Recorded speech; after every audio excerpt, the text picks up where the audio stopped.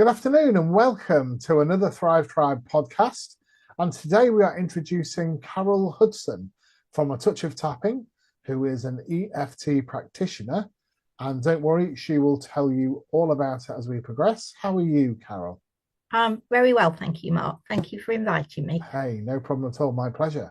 So to start with, tell us about your business story as to how you got to creating A Touch of Tapping. Well, it's quite an exciting story, really. It happened all by accident, um, although it probably wasn't really. It was meant to be. But tapping itself, I've been doing for just shy of 10 years, probably. And I went looking for tapping because I was looking for something to help the children at school with. So rather than the behaviour policies that were in place meant that, we used restraint and things. I was looking for something to give them that meant that they could manage their own emotions. And I found EFT and I started practicing it.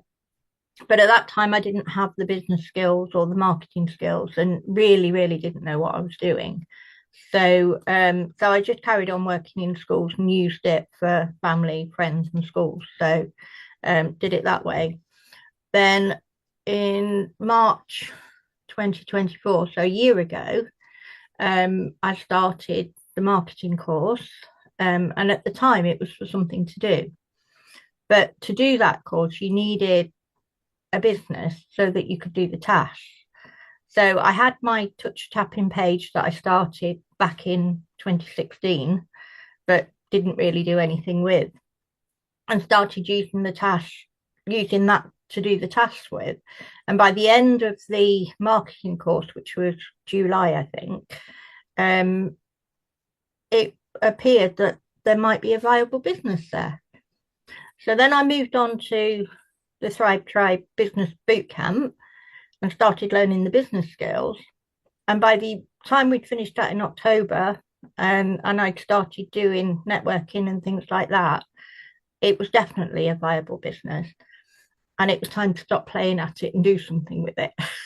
No, that's honestly that's wonderful. And I think like so many business owners, whatever product or service you have, you usually start off with friends and family. And that's exactly what you've done, isn't it? You've started getting your teeth into, using the practices that you've learned and put into place with friends and family, and then naturally it's generated a business from there. Yeah. You've And I do have to say at this point that EFT has been a big savior for me as well. It's changed me. I discovered through EFT that I'd been carrying anger around for about 50 years. And because of I did a session with a really experienced practitioner, and she was able to help me, which means that I've been able to come on and do what I can do now. What does EFT stand for? It stands for Emotional Freedom Technique. So what it says really, it releases you from the negative emotions, and helps you have more clarity. So, you can deal with challenges in your daily life that, um, maybe before, if you're suffering from depression or things have gone wrong and you just can't see the wood for the trees. And what tapping does is it helps clear the trees so you can see a way forward.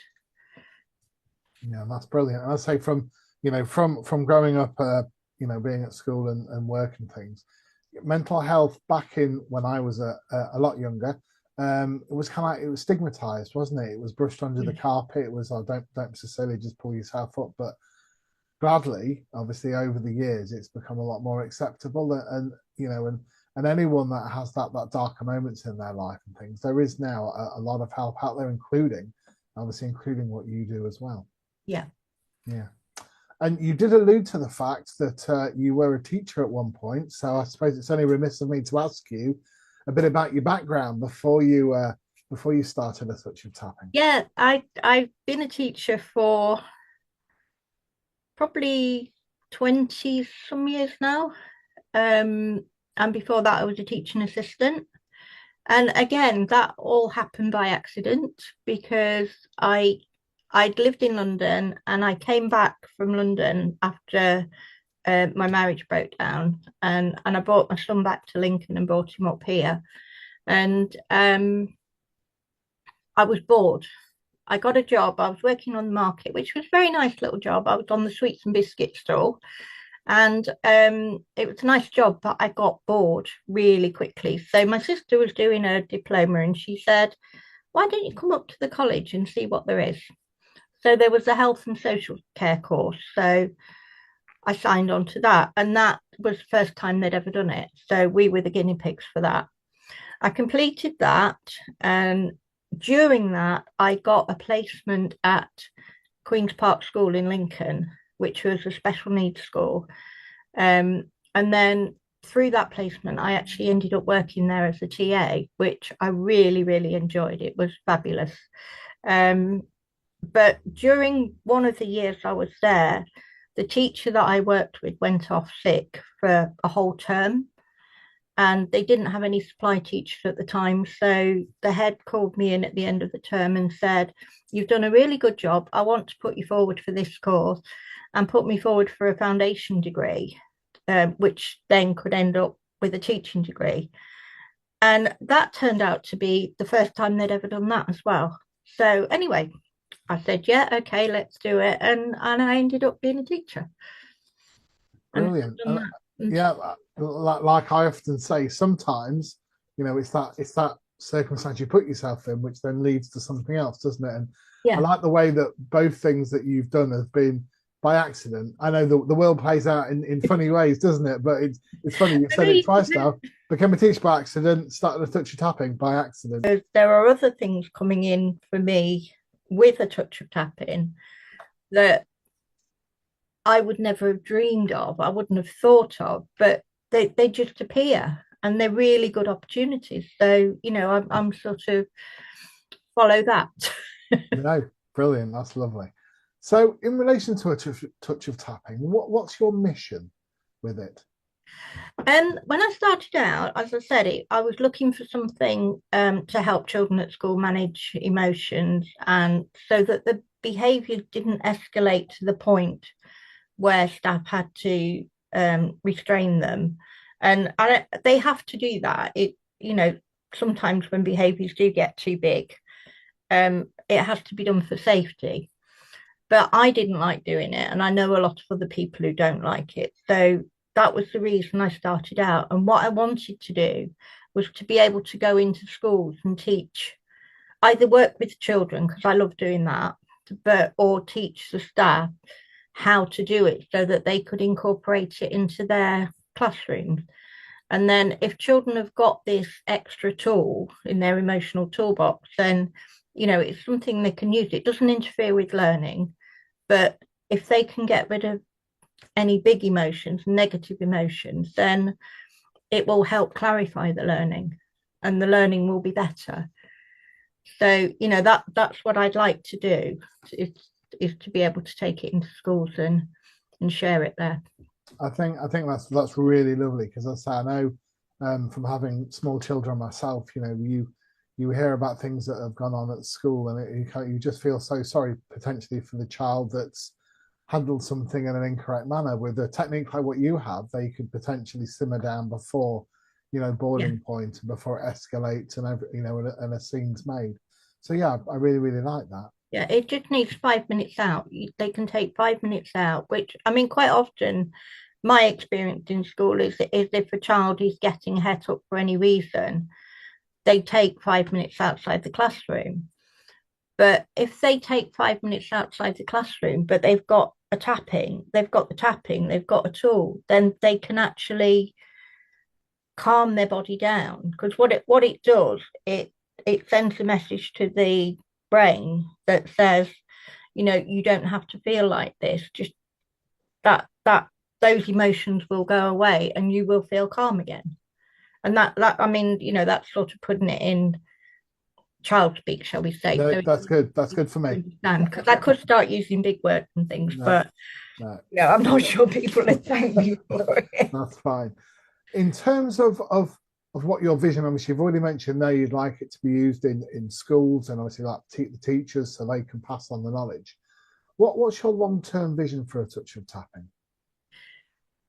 Long term, do you know what would be really good is if it became embedded in the education system. You know, if we could take it to the councils or to the education department and say, look, we've got this. It needs to be part of your mental health strategies for schools. And, you know, for them to take it on. And then, you know, there'd be more practitioners, not just me, but there'd be people would be able to take it up and down the country. And, you know, and every school would have it as part of their toolkit. I love that. That would make Can you such a imagine that? difference as well, wouldn't it? Yeah, honestly, that vision is amazing, and you know, and why not? As I say, if we've got a technique that works, you know, and it can calm people down, make them less anxious, then that would be amazing, wouldn't it? Yeah, Right behind you absolutely. with that. Yeah, thank you. In terms of you gave us a little bit of background about how you got started, and but when did you get introduced to it, and how did it obviously how did it then manifest itself to you actually starting to use it on friends and family before you made it into a business? When I got introduced to tapping, you mean? Yeah. I actually went looking for it because I remember being at that school and it was um I was I wasn't depressed, but I was not happy, shall we say, because I didn't like the way things were. And I just felt there had to be something better. So I started looking around and, you know, I looked at things like Reiki and other sort of modalities. And then somebody said, have you thought about EFT? And I'm like, what's EFT? You know, and it's so I went on a few websites and I looked at some in London and they looked a bit scary. So I thought, don't want to do that one.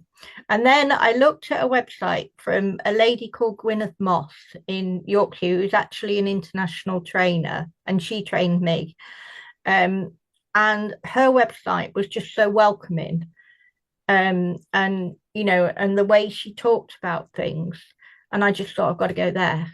So I booked a weekend with her, and you go for the whole weekend, and there's about 10 of you in a room that go together and learn together. So you do a 2 day weekend for level one, and then I went back and did level two a few weekends later. And then since then, I'm part of ETFI, which is now the training body. But we've got the EFT Guild, which Gwyneth started, which is the EFT community. So it's where practitioners come together and we practice together. And we have something called daisy chains where I'll tap for somebody one week and then they'll tap for me the next week. And it helps us keep our practice up to date.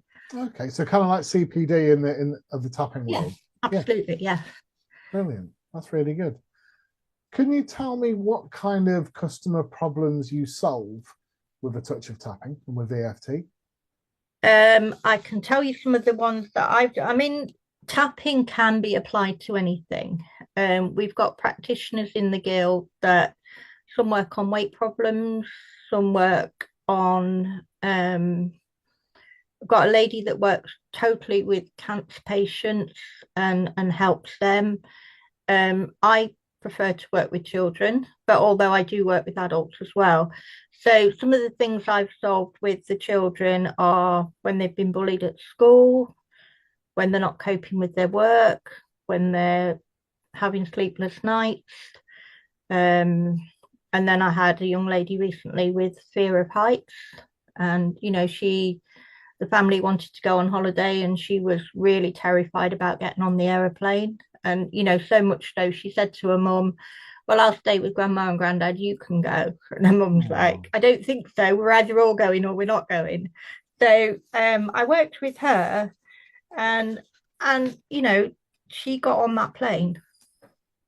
So there are lots of things. I have worked with, I remember one young lady that I worked with, and sadly, her mum died when she was 10 years old. oh, And obviously, you know, we all know that when somebody close to us goes, it's really hard to come back. And bless her, she came back to school after about 2 weeks, and I worked with her like 3 lunchtimes a week, just on a little bit at a time. And she was able to get back into her learning quite quickly, so it was, yeah, that was really good, that one. Yeah, I can't imagine what any child goes through when they lose a parent, but to actually, yeah, to have that impact is amazing, isn't it? To hopefully help her, carry on and and Yeah. make a name for herself in her own right. Oh, that's really really good for those examples. Thank you. So, and I have seen her recently, and she's got herself through secondary school as well, and Oh, come out with some brilliant. really good grades and things. So Mm, I think, you know, I like to think that it was a tapping that helped when it was needed. yeah. And it's funny, isn't it? Because we always say that you never forget a good teacher. You always remember them, always willing to say Yeah, hi. If you honestly, it's definitely you true. do. Yeah. Yeah, definitely. Has there been any other examples of profound changes that you've witnessed in students through tapping? Yes, there was um a young man who he he was struggling with maths at school. This is what he said. Um, and they tried everything. They tried tutors, and he said, "No, I just can't do it. I can't get my head around anything." So um, his grandma said to me, "Can you work with him for a bit? Can you see if this tapping thing works?" So I worked with him for about 6 weeks, and it turned out that the problem wasn't anything to do with maths or school. It was to do with the fact that he'd been brought up by his grandparents, and very well. Um, but his parents were only 15 when he was born.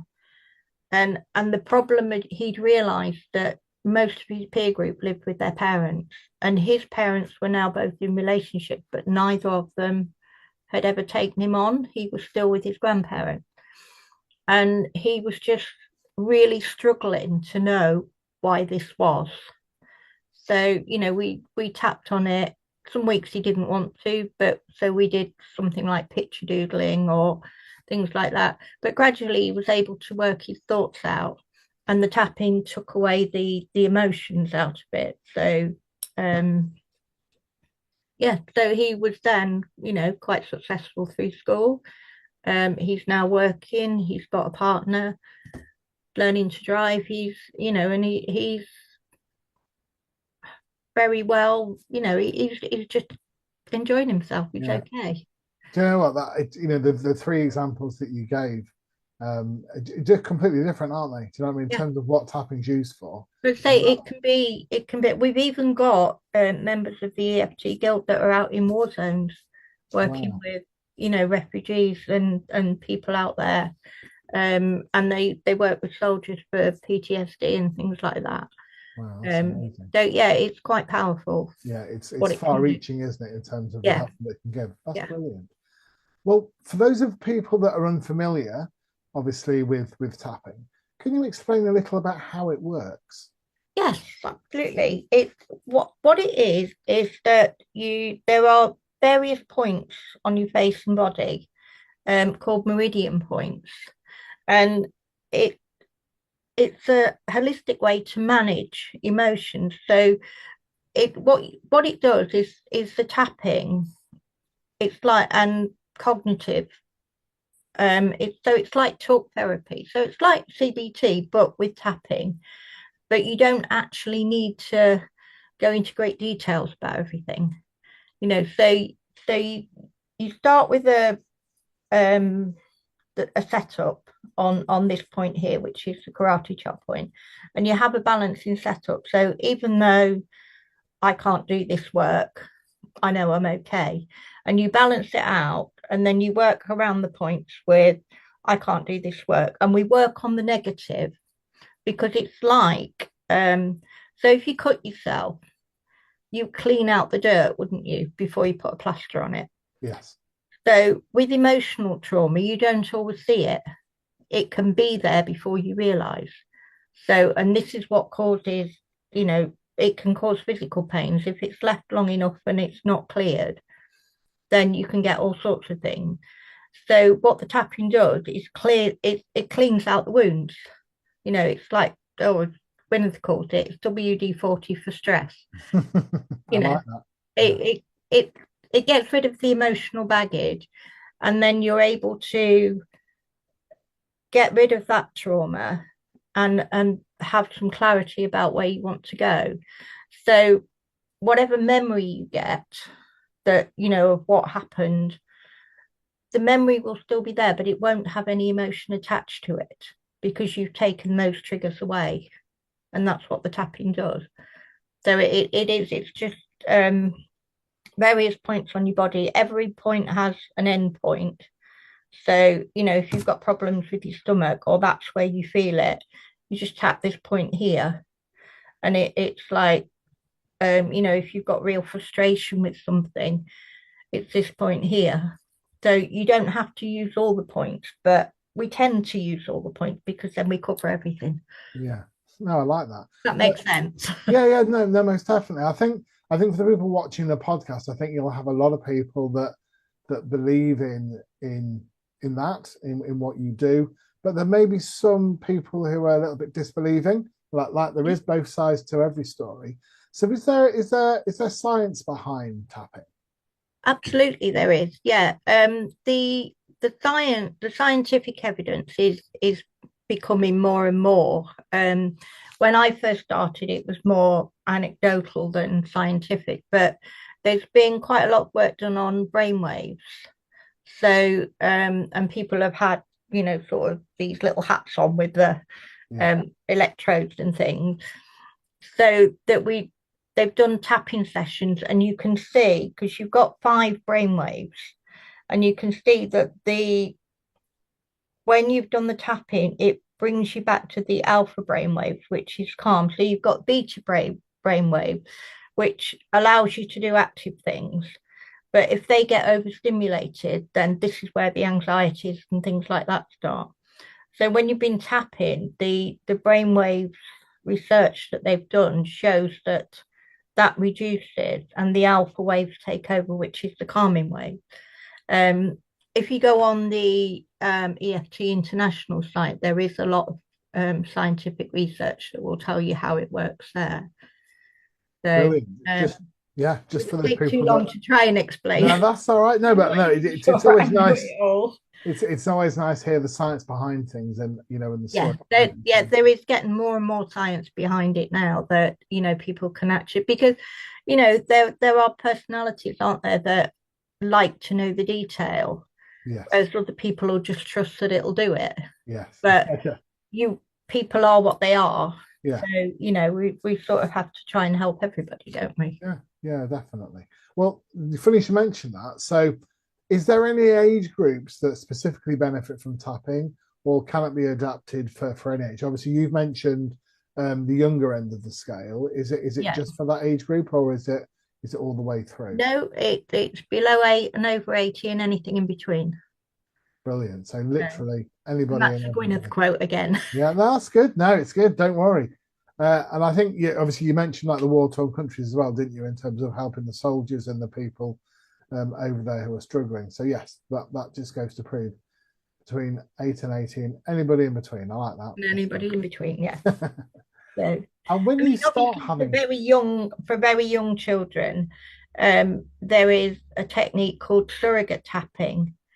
That so you, for a very young child, you work with the parent about the child, yeah, but it seems to have the same effect. brilliant. It's magic. That's good. I'll take magic that plays a purpose and helps people. I think is really good. So in terms of when you start to see somebody, is it like on a session basis or a program? Is there like an average time that it takes to help, or how does it work in terms of that? It depends what the issue is. Sometimes it can work within 5 minutes. Sometimes you can do an hour session and then suddenly the person will notice a shift the next day. And sometimes you need 3 or 4 sessions or maybe even more, depending on how big the issues are. Because the thing is with tapping, you have to be specific with what you're working on. So if you imagine a tabletop, that can be the general problem. That's what they'll come to you with. But then what you have to do is break it down. So if you think about the table legs, each table leg will be an aspect. So we work on aspects, and you have to keep with that aspect because then you can clear the trauma of that. And then when you've done that one, then you move on to the next one. So if they've come to you with a huge problem, um, then you know it might take you 3 or 4 table legs to clear the tabletop, sort of thing. I like that analogy. No, that's really, really good.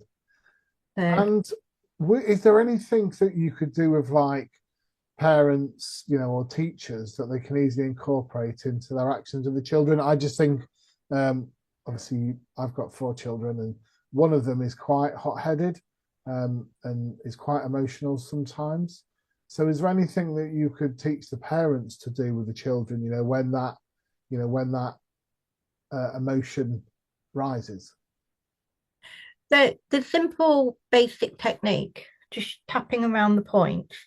I have a card that that I can give to people that shows them where the tapping points are. And the thing is, for children, it's easy for them to learn. It's easy for mum and dad to learn. It's easy for the children to learn, and the children quite enjoy it because they're tapping. It's like it's sensory as well. So they've got their own touch, but so if they just tap and talk, they don't actually have to tell you what's wrong with them. They can just mutter to themselves while they're tapping around the point.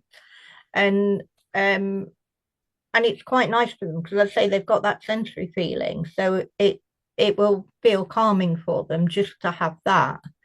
But it's simple to learn. Kids like it. That's really, really good. I shall definitely consider that going forward for one of my little cherubs. Um, and obviously, I've known you a while now, and I know some of the wonderful work that you've done and the feedback that you've had. But just in terms of this podcast, is there any examples of the feedback you've been given by parents or teachers after children have learned their tapping techniques? Um, yeah, I mean the the young lady I told you with the who was didn't think she was going to get on that aeroplane. Her mum was just so like, this has really helped us because we were able to go on holiday. And a couple of the adults that I've worked with, as well, it's sort of been there was one lady and her mum had died and she coped with that and she was okay with that. But then she found that she couldn't get going again. And she said, I don't know what to do. So we just sat down for, I don't think it was even an hour. And I just used her words. And I said, well, where do you want to start? She said, I need to get going. So we just tapped on, I need to get going. And then, that sort of led through. And then she realized where the block was and what a problem was. And she messaged me the next day and she said, I'm up and I'm out there and I'm doing it. And it was like, it was just whatever it had blocked, she was just Yeah. able to just release it. And she got up the next day and off she went. And, as far as I know, she's thriving very well. That's brilliant. And I going back to the young girl that couldn't fly. I know her as well, and a few of us that know Carol and the work. One of the nicest things that I've seen for a long time was a photo on the airplane. So as they got on the airplane Yeah. before they flew, and the young girl was on the airplane, very, very happy, window seat, big smile over her face, and Yeah. yeah, It was and amazing, wasn't it? a picture paints 1,000 words, and that just said all Yeah. all the hard work you've done. And now they're looking to go on a more frequent basis abroad. So yeah, one that Yeah. those interactions you had with her before she Yeah. flew, yeah, the, So the one testament is thing, there. one thing, in when I was in school, because I do sometimes find that not all teachers will engage with it. Um, but at the last school I was at, there was one teacher, and actually she was the deputy head, And I showed her what I did, and she said, "Oh, that's fine, just do it." And one day I saw her in the corridor with a young lad who I know was always in trouble. And I also know that his home life wasn't great, so he didn't have a lot of discipline. And I just watched her, and she just got down on her knees and tapped with him and showed him how to do it. And he just stopped and looked at her, when she started doing this, and he just stopped and looked at her. And then he did it with her. And Brilliant. it was just like, normally you'd have to run and catch him, but and it was one of the nicest things I've ever seen. Yeah. It's But amazing, yeah, isn't it? The changes are magical. yeah, Well, rather than having to chase them through the school and catch them, you could yeah, sort of, you can do this and you can have this. yeah. No, that's brilliant, Carol. Thank you very much. Well, we're about the end of our time, but before I go, I've been asking all of our guests. So, for people thinking about setting up their own business, accidental or not, what advice do you have to give to people that are potentially looking to turn a hobby or an interest into a business? Do it. Yeah, Do it. Because, I mean, because you've gone through, at least since last July, you've gone through this journey with me. Um, that when I started the marketing course, it was just, well, I'll do this because until something else comes up. And then by the time I got to the end of it, and then I thought, well, yes, I need the business skills. So let's carry on and do that. And even then, it was like, can I really do this? And then it started because I started going out networking. Um, and you supported us with that really well. And that has been where I'm getting a lot of my business from. But it's also given me a lot more confidence, to be able to just go out there and say, this is me. And then when we sort of got to coming up to about Christmas time, and after Christmas, I'm like, you're not playing at this anymore. This has just got real. You've got to start being really business-like. But actually, I haven't had to be really, but I've just got to know what I want and let the people around me know what I want, and just try and get out there and help people. But I would say to people, yes, if you've got the opportunity, take it, brilliant. because Thank you, Carol. it's the best thing. Yeah, and then for like a business like yours, literally, you've helped hundreds of people now. So it is literally that small service or product that you offer, that small acorn into the big tree, and Yeah. you've given the examples there. There's obviously dozens of examples you could have given, but just that the changes that you're making in people's lives, I think, is really special. So Yeah. yeah, keep And doing while what I'm you're doing. helping them, it's helping me, Yeah, because I've definitely. got a far better life now than getting up and going to school at 8 o'clock in the morning and coming home at 5 o'clock or whatever. I mean, um, I've got variety in my days. I'm still helping people, and I'm just really enjoying it. Yeah, that's brilliant. Well, But Carol, thank you very much. We've come to the end. So thank you for joining us on this podcast. thank All you. your contact details will be below on the links. And then thank you very much, Carol. I really appreciate your time. Thank you for your time too. Thanks for All right. having me. Thank you. Bye bye. Bye.